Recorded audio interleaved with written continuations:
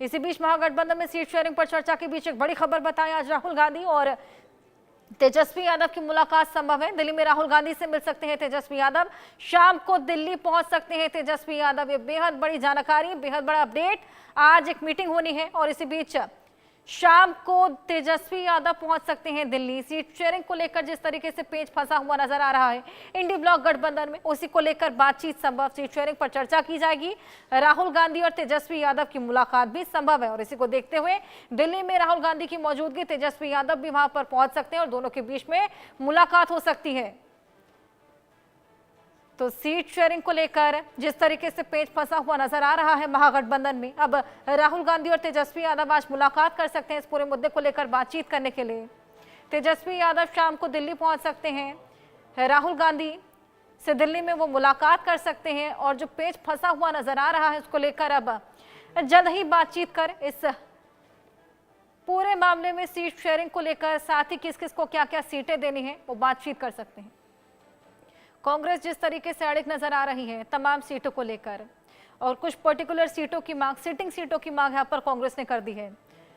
संभवतः आज तेजस्वी यादव उसको लेकर भी बात करेंगे और इसी के लिए आज शाम दिल्ली पहुंच सकते हैं तेजस्वी यादव। राहुल गांधी से मुलाकात, सीट शेयरिंग को लेकर, साथ ही आगामी चुनाव को लेकर मंथन भी करेंगे, रणनीति भी तैयार करेंगे।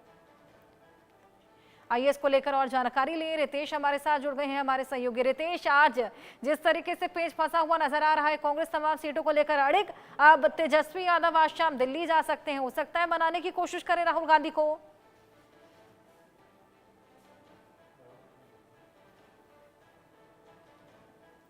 रितेश, आप मुझे सुन पा रहे हैं? आप बिल्कुल, सवाल एक बार दोहराइए। रितेश, आज तेजस्वी यादव दिल्ली पहुंच सकते हैं, राहुल गांधी से मुलाकात कर सकते हैं। जो पेज फंसा हुआ है, हो सकता है आज क्लैरिटी यहां पर देखने को मिले सीट शेयरिंग को लेकर।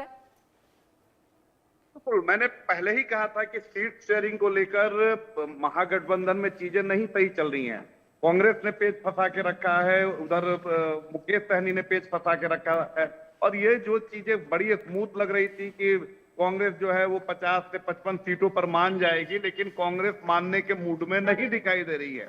कई ऐसी सीटें हैं जिस पर कांग्रेस ने दावा ठोक दिया है कि हमारी परंपरागत सीटें थी और इसे लेफ्ट पार्टीज को दे दिया गया, आरजेडी ने अपने खाते में कर लिया, लिहाजा वो सीट भी हमें वापस चाहिए। और इसी को लेकर महागठबंधन में जो है वो एक बार फिर से जो पेच है वो फंसता हुआ दिखाई दे रहा है। उधर अगर बात करें तो मुकेश सहनी का कहना है कि कांग्रेस का स्ट्राइक रेट जो है वो बेहद गंदा रहा था 2020 के चुनाव में, लिहाजा 60-70 सीटें आखिर क्यों दी जाएंगी। और अगर कांग्रेस को 60-70 सीटें दी जाएंगी तो भाई हमारी पार्टी का भी कद है, हमारा भी अपना कैडर है, हमारी सीटों को भी बढ़ाया जाए।